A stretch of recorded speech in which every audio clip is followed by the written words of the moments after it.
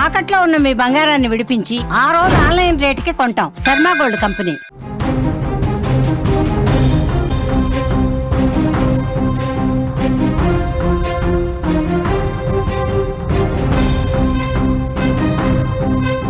తెలంగాణ జాగృతి సంస్థ అధ్యక్షురాలు కేసీఆర్ తనయ ముఖ్యంగా తెలంగాణ రాజకీయాల్లోనే తెలంగాణ ఉద్యమంలో ముఖ్యంగా తెలంగాణ సంస్కృతి సాంప్రదాయాలు అలాగే తెలంగాణ పండుగల గురించి మొత్తం దేశవ్యాప్తంగా ఒక చాటి చెప్పినటువంటి మహిళా నేత కవితను ఇప్పుడు బీఆర్ఎస్ పార్టీ సస్పెండ్ చేసింది.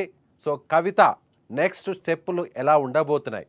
సో ఇదంతా ప్లాన్ ప్రకారమే నడుస్తుంది, ఒక వ్యూహం ప్రకారమే కవిత ముందుకు వెళుతుంది.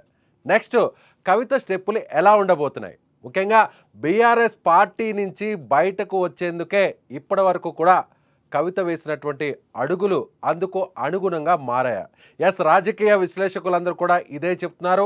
బీఆర్ఎస్ పార్టీ నుంచి కవితను సస్పెన్షన్ చేయడానికి వెనక ఒక పెద్ద వ్యూహమే ఉందనేది అందరి అభిప్రాయం కూడా అని చెప్పాలి. ముఖ్యంగా సొంతంగా తెలంగాణ రాజకీయాల్లో కవిత ఇప్పుడు సొంతంగా ఎదిగేందుకు ప్రయత్నిస్తుందే.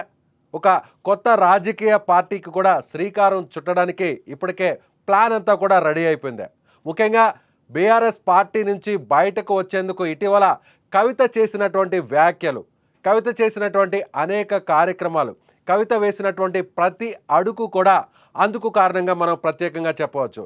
రాజకీయ విశ్లేషకులు కూడా ఇదే చెప్తున్నారు. బీఆర్ఎస్ పార్టీ నుంచి బయటకు వచ్చినటువంటి కవిత ఇప్పుడు ఎవరి మీద పోరాటం చేయబోతుంది? ఇప్పటి వరకు కూడా బీఆర్ఎస్ పార్టీలో సభ్యత్వం ఉండి బీఆర్ఎస్ పార్టీలో సభ్యత్వంతో కొనసాగుతూనే పార్టీకి వ్యతిరేకంగా తన సోదరుడు అలాగే పార్టీకి సంబంధించినటువంటి కీలక నేతలైనటువంటి హరీష్ రావు మీద అలాగే సంతోష్ రావు మీద కూడా వ్యాఖ్యలు చేస్తూ వస్తున్నటువంటి కవిత ప్రెస్ మీట్ పెట్టి మరి నేరుగా ఏదైతే కాళేశ్వరానికి సంబంధించినటువంటి అవినీతికి ప్రధాన కారకుడు హరీష్ రావు అంటూ నేరుగా టార్గెట్ చేయడానికి వెనక ప్రత్యేకంగా ఒక రీజన్ కూడా ఉందనేది రాజకీయ విశ్లేషకులు చెప్తున్నారు. ఇప్పటికే కవిత పూర్తి స్థాయిలో తన తండ్రికి రాసినటువంటి ఒక లేఖను కావాలనే తన సోదరుడు హరీష్ రావు కుట్ర పన్ని ఈ లేఖను బయటకు లీక్ చేశారు. పార్టీ నుంచి తనను బయటకు పంపేందుకే ఇదంతా చేస్తూ వస్తున్నారు అని చెప్పినటువంటి కవిత ఇటీవల కాలంలో బీఆర్ఎస్ పార్టీకి సంబంధించినటువంటి మాజీ మంత్రి జగదీష్ రెడ్డి గురించి అలాగే ఇప్పుడు తాజాగా ఓవైపు తండ్రిని సమర్థిస్తూనే ఓవైపు తండ్రిని పొగుడుతూనే ఓవైపు తండ్రికి నష్టం జరుగుతోంది, తన తండ్రికి తెలంగాణ ఉద్యమంలో కీలకంగా ఉన్నటువంటి తెలంగాణ ఉద్యమానికి శ్రీకారం చుట్టి తెలంగాణలోనే అత్యంత కీలకమైనటువంటి నేతగా మాజీ ముఖ్యమంత్రిగా ఉన్నటువంటి తెలంగాణ జాతికి ఆదర్శంగా నిలిచినటువంటి కేసీఆర్కు మచ్చపడేటువంటి ఏ నిర్ణయమైనా సరే ఏ కార్యక్రమైనా సరే తాను తప్పకుండా వ్యతిరేకిస్తాను, వాటిని ఎండగడుతూనే ఉంటాను అంటూ చెప్తూ వచ్చినటువంటి కవిత ఇప్పుడు చేసినటువంటి వ్యాఖ్యలు, సో ఆమె నిన్న చేసినటువంటి ప్రెస్ మీట్ పెట్టి మరీ చేసినటువంటి కామెంట్స్, ముఖ్యంగా సిబిఐ ఎంక్వైరీ కాళేశ్వరం విషయంలో అటు కేసీఆర్ని అలాగే హరీష్ రావును టార్గెట్ చేసేందుకు కాంగ్రెస్ ప్రభుత్వం ప్రయత్నిస్తుంది. కేసీఆర్కు ఈ అవినీతికి ఎలాంటి సంబంధం లేదు, ఈ అవినీతి అంతా కూడా అప్పుడు ఇరిగేషన్ మినిస్టర్గా ఉన్నటువంటి హరీష్ రావే చేశారు అంటూ ఆమె ప్రత్యక్షంగా చేసినటువంటి కామెంట్స్ ఇప్పుడు బీఆర్ఎస్ పార్టీకి ఒక తీవ్ర స్థాయిలో ఇబ్బంది కలిగించేటువంటి అవకాశం ఉంది. ఓవైపు బీఆర్ఎస్ పార్టీ దీనికి సంబంధించి కూడా హైకోర్టును ఆశ్రయించినప్పటికీ కాంగ్రెస్ ప్రభుత్వం సిబిఐకి సంబంధించి ఇక్కడ ఆంక్షలు ఉన్నటువంటి ఆ జీవోని ఎత్తివేస్తూ ఇక్కడ జరుగుతున్నటువంటి అవినీతి కార్యక్రమాలపై సిబిఐ యథేచ్ఛగా స్వేచ్ఛగా విచారణ చేపట్టడానికి అన్ని రకాల అనుకూలతలు ఇచ్చినటువంటి కాంగ్రెస్ ప్రభుత్వం ఇప్పుడు సిబిఐ ఎంక్వైరీ నేరుగా కాళేశ్వరం విషయంలో కేసీఆర్ని విచారించేందుకు తమకు ఎలాంటి ఇబ్బందులు లేదు అంటూ కూడా నేరుగా మాట్లాడినటువంటి కాంగ్రెస్ ప్రభుత్వం ముఖ్యంగా ముఖ్యమంత్రి రేవంత్ రెడ్డి విషయంలో ఓవైపు రేవంత్ రెడ్డిని వ్యతిరేకిస్తూ మరోవైపు కేసీఆర్ని సపోర్ట్ చేస్తూ వస్తున్నటువంటి కవిత ఇప్పుడు పార్టీ నుంచి బయటకు గెంటేసేటువంటి పరిస్థితి ఎందుకు వచ్చింది? తాను అరెస్ట్ అయిన టైంలో లిక్కర్ స్కామ్ విషయంలో అరెస్ట్ అయిన టైంలో తనకు పార్టీకి సంబంధించినటువంటి ముఖ్య నాయకులు అంటే తన సోదరుడు కావచ్చు, హరీష్ రావు కావచ్చు, ముఖ్యంగా కేసీఆర్ విషయాన్ని పక్కన పెడితే వీరందరూ కూడా తనను ఇబ్బంది పెట్టేటువంటి ప్రయత్నం చేశారు. పార్టీ కోసం పార్టీ కష్టకాలంలో ఉన్న సమయంలో తాను ఇబ్బంది పడినప్పటికీ కూడా ఏ రోజు కూడా బయటకు వచ్చి ఇలాంటి వ్యాఖ్యలు చేయనటువంటి కవిత ఇప్పుడు అధికారంలో లేని సమయంలో, పార్టీ కాస్త ఇబ్బందుల్లో ఉన్న సమయంలో, పార్టీ అవమానకరంగా ఓడిపోయినటువంటి సమయంలో తిరిగి మళ్ళీ స్థానిక సంస్థల్లో పుంజుకునేందుకు అవకాశం ఉన్నటువంటి సమయంలో, అలాగే హైదరాబాద్ జీహెచ్ఎంసీ ఎన్నికలు, ముఖ్యంగా హైదరాబాద్లో బీఆర్ఎస్ పార్టీకి తిరుగులేదనే చెప్పాలి. గడిచినటువంటి అసెంబ్లీ ఎన్నికల్లో బీఆర్ఎస్ పార్టీ ప్రధాన స్థానాల్లో, మెజారిటీ స్థానాల్లో అంతా కూడా ఇక్కడ గెలుపొందింది. కేవలం కాంగ్రెస్ పార్టీ ఒక్క స్థానంలో మాత్రమే గెలుపొందింది. అలాంటి జీహెచ్ఎంసీ స్థానిక ఎన్నికలు జరగబోతున్నటువంటి ఈ సందర్భంలో కవిత చేస్తున్నటువంటి ఈ వ్యవహారం అంతా కూడా ఇప్పుడు బీఆర్ఎస్ పార్టీకి పెద్ద తలనొప్పిగా మారింది.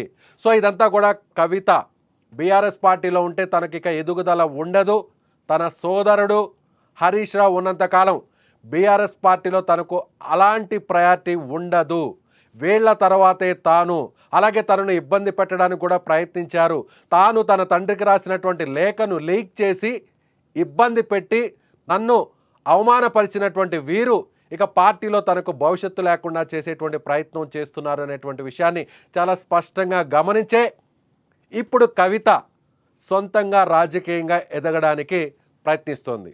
అందులో భాగంగానే మహిళా సాధికారిత, మహిళా బిల్లుల గురించి ప్రత్యేకంగా మాట్లాడడం, మహిళలకు రిజర్వేషన్, మహిళలకు సంబంధించిన కూడా రిజర్వేషన్ అంశంపై తాను పోరాటం జరిపాను. ముఖ్యంగా ఇప్పుడు కాంగ్రెస్ పార్టీ క్లెయిమ్ చేసుకుంటున్నటువంటి బీసీల రిజర్వేషన్ అంశం మీద కూడా తాను మాట్లాడానంటూ చెప్పుకొచ్చినటువంటి కవిత ఇప్పుడు కొత్తగా ఒక రాజకీయ పార్టీని పెట్టబోతున్నారు.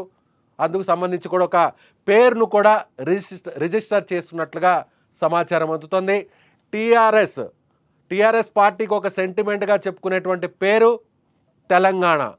తెలంగాణ ఉద్యమాన్ని భుజాలకెత్తుకొని దేశవ్యాప్తంగా ఉద్యమాన్ని బలపరుస్తూ అన్ని ప్రాంతాలకు వ్యాపింపజేసినటువంటి నాయకుడు కేసీఆర్ అయితే, అదే స్థాయిలో ఆ సెంటిమెంట్ ఉన్నటువంటి తెలంగాణ సెంటిమెంట్ ఉన్నటువంటి పార్టీ టీఆర్ఎస్ పార్టీ.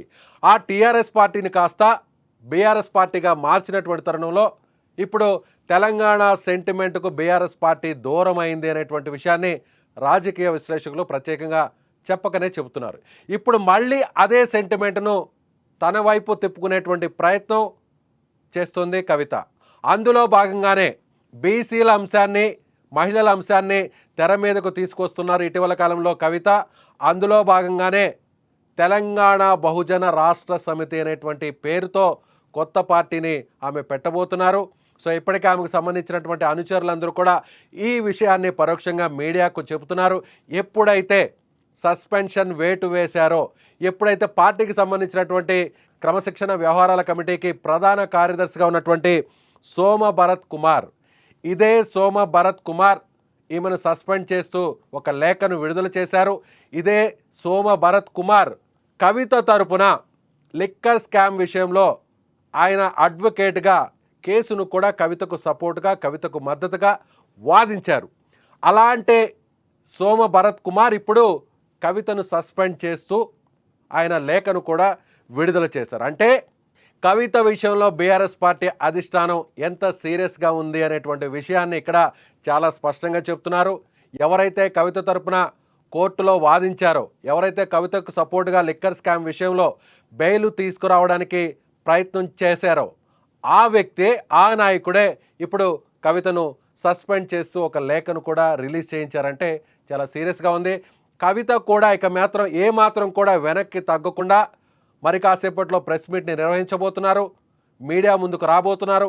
ఇప్పటి వరకు కూడా పార్టీకి సంబంధించినటువంటి సభ్యత్వాన్ని కలిగి ఉన్నటువంటి కవిత ఇప్పుడు పార్టీ నుంచి సస్పెండ్ చేశారు కాబట్టి ఇప్పటి వరకు కూడా ఈ అవినీతి, కాళేశ్వరం అవినీతి చేయడానికి ప్రధాన కారకుడు అప్పటి ఇరిగేషన్ శాఖ మంత్రి హరీష్ రావు, రాజ్యసభ సభ్యుడిగా ఉన్నటువంటి సంతోష్ రావులు కాదా అంటూ నేరుగా ఆమె ప్రశ్నించారు. వారు చేసినటువంటి అవినీతి మరకలు ఇప్పుడు తన తండ్రికి, మాజీ ముఖ్యమంత్రి కేసీఆర్కు అంటుకుంటున్నాయి అంటూ ఆమె వ్యాఖ్యలు చేశారు. సో ఇప్పుడు కేసీఆర్ తీసుకున్నటువంటి నిర్ణయం మేరకే కవిత మీద ఈ వేటు పడింది. సో ఇప్పుడు కవిత కేసీఆర్పై ఎలాంటి వ్యాఖ్యలు చేయబోతున్నారు? తన తండ్రికి తెలిసే ఇదంతా చేశారు, తన అన్న సోదరుడు అలాగే తన బంధువు అయినటువంటి హరీష్ రావు చేసినటువంటి కుట్ర ఇదంతా అంటూ మాట్లాడుతూనే సో ఈ విషయాలన్నిటినీ కూడా కేసీఆర్ ఎలా సమర్థించారు అనేటువంటి కోణంలో ఇప్పుడు ఆమె ఏం మాట్లాడబోతున్నారు. ఇప్పటి వరకు కూడా తన తండ్రిని సపోర్ట్ చేసుకుంటూ తన రక్తం కేసీఆర్ రక్తం, తన రక్తం తెలంగాణ రక్తం, ఎవరికి భయపడేది లేదు, ఎవరికి బెదిరేది లేదు అంటూ వ్యాఖ్యానించినటువంటి కవిత ఇప్పుడు పార్టీ నుంచి బయటకు వచ్చినటువంటి నేపథ్యంలో, పార్టీ నుంచి వేటు వేసినటువంటి నేపథ్యంలో ఆమె రియాక్షన్ ఎలా ఉండబోతుంది. ఇక కేసీఆర్ మీద ఆమె పోరాటం చేసేటువంటి అవకాశాలు ఉంటాయా లేదా, కేసీఆర్కి వ్యతిరేకంగా మాట్లాడుతారా లేదా అనేది కూడా చూడాల్సినటువంటి అంశం. ప్రత్యేకంగా ఇప్పటి వరకు కవిత అనుకున్న విధంగానే అంతా జరుగుతూనే వచ్చిందే. సో ఇప్పుడు బీఆర్ఎస్ పార్టీకి అవినీతి మరకలు అంటుకుంటున్నాయి కాబట్టి, బీఆర్ఎస్ పార్టీలో ఒక చీలిక వస్తుంది కాబట్టి, సో లిక్కర్ స్కామ్ విషయంలో తన తప్పు లేకపోయినా కూడా బీఆర్ఎస్ పార్టీలో ఉన్నాను కాబట్టి, కేసీఆర్ కుమార్తెగా ఉన్నాను కాబట్టి బీజేపీ ప్రభుత్వం తనని ఇబ్బంది పెట్టింది, కావాలని కేసులో ఇరికిచ్చింది అంటూ మాట్లాడుతూ వచ్చినటువంటి కవిత ఇప్పుడు బీఆర్ఎస్ నుంచి ఎలాంటి సపోర్ట్ లేదు, బీఆర్ఎస్ అధిష్టానం నుంచి తనకు ఎలాంటి సపోర్ట్ లేదు, ఆస్తి విషయంలో అలాగే వారసత్వం విషయంలో సగం సగం అని చెబుతూ వస్తున్నటువంటి కవిత ఇప్పుడు బీఆర్ఎస్ నుంచి బయటకు వచ్చినటువంటి నేపథ్యంలో, బీఆర్ఎస్ పార్టీ నుంచి వేటు వేసినటువంటి నేపథ్యంలో ఎమ్మెల్సీగా ఉన్నటువంటి కవిత ఎమ్మెల్సీ పదవికి రాజీనామా చేయబోతున్నారా? సో బీఆర్ఎస్ పార్టీ నుంచి వచ్చినటువంటి ఎమ్మెల్సీ పోస్ట్ని అంటిపెట్టుకునేటువంటి అవకాశం ఉందా లేదా? సో ఆ విషయం మీద కూడా ఇప్పటికే ఆమె అనుచరులతో కూడా మాట్లాడుతున్నారు. ఈ విషయం మీద కూడా మీడియా ముందుకు వచ్చి ఒక క్లారిటీ ఇచ్చేటువంటి అవకాశం ఉంది. బీఆర్ఎస్ తీసుకున్నటువంటి నిర్ణయాన్ని ఆమె స్వాగతిస్తున్నారా? ఎలాంటి షోకాజ్ నోటీస్ లేకుండా, ఎలాంటి వివరణ లేకుండా నేరుగా సస్పెన్షన్ వేయడం ఎంత మాత్రం సమంజసం కాదు అంటూ కూడా ఇప్పటికే కవితకు సంబంధించిన తెలంగాణ జాగృతికి సంబంధించినటువంటి అనేక మంది నాయకులు మీడియా ముందుకు వచ్చి మాట్లాడుతున్నారు. సో కొత్త పార్టీ పెట్టేటువంటి అవకాశాలు చాలా ఎక్కువగా ఉన్నటువంటి విషయాన్ని చాలా స్పష్టంగా వీళ్ళందరూ కూడా ధృవీకరిస్తున్నారు.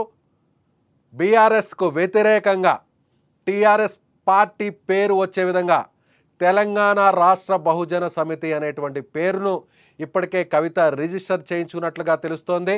సో కవిత పెట్టేటువంటి కొత్త పార్టీ పేరు తెలంగాణ బహుజన రాష్ట్ర సమితి, అంటే తెలంగాణ రాష్ట్ర సమితి పేరు వచ్చేలా, అందులో బహుజనులకు సంబంధించి న్యాయం చేసే విధంగా వాళ్ళని హైలైట్ చేస్తూ, బీసీలను హైలైట్ చేస్తూ, సో ఎస్సీ ఎస్టీలను హైలైట్ చేస్తూ అన్ని వర్గాలను కూడా కలుపుకొని వెళ్తాము అంటూ టీబీఆర్ఎస్ అనేటువంటి పేరును కవిత పెట్టబోతున్నట్టుగా తెలుస్తుంది. సో మీరేమనుకుంటున్నారు? కవిత ప్లాన్ ప్రకారం ఇదంతా చేసిందే? కవిత సొంతంగా తెలంగాణ రాజకీయాల్లో ఎదిగి తన సోదరుడుకు సవాల్ విసరడానికి సిద్ధంగా ఉండబోతుందే? రాబోయేటువంటి ఎన్నికల్లో, స్థానిక సంస్థల ఎన్నికల్లో, జీహెచ్ఎంసీ ఎన్నికల్లో తెలంగాణ జాగృతి సంస్థ నుండి కాకుండా ఒక రాజకీయ పార్టీగా ఏర్పడిన తరువాత ఆమె తన అనుచరులు పోటీకి దింపేటువంటి అవకాశం ఎంతవరకు ఉందనేది కూడా వేచి చూడాలి. ముఖ్యంగా ఎమ్మెల్సీ పదవికు ఆమె రాజీనామా చేసేటువంటి అవకాశాలు చాలా స్పష్టంగా కనిపిస్తున్నాయి. సో మీరేమనుకుంటున్నారు? కవిత అడుగుల గురించి మీ అభిప్రాయం ఏంటి? బీఆర్ఎస్ శ్రేణులు ఇప్పటికే కవితను వ్యతిరేకిస్తున్నారు, ఆమెకు వ్యతిరేకంగా పోస్టర్లను కూడా దగ్ధం చేస్తున్నారు. సో ఇదంతా కూడా ప్లాన్ ప్రకారమే జరుగుతోంది. సో ఇప్పుడు ఏపీలో ఏ విధంగా అన్నా చెల్లెల మధ్య గొడవ నడుస్తుందో ఇప్పుడు అదేవిధంగా తెలంగాణలో కూడా అలాంటి కుటుంబ విభేదాలు ఇప్పుడు తలెత్తాయి. సో ఇప్పుడు సొంతంగా ఎదగడానికి కవిత ప్రయత్నిస్తారు. ఆమె ప్రయత్నాలు, ఆమె చేసేటువంటి అడుగులు, ఆమె వేస్తున్నటువంటి అడుగులు ఆమె రాజకీయ ప్రయాణానికి, ఆమె రాజకీయ ఎదుగుదలకు ఎంతవరకు ఉపయోగపడేటువంటి అవకాశం ఉంది? ఎస్, మీ అభిప్రాయాన్ని ఖచ్చితంగా కామెంట్ బాక్స్లో తెలియచేయండి. చూస్తూనే ఉండండి సుమన్ టీవీ డిజిటల్ లైవ్.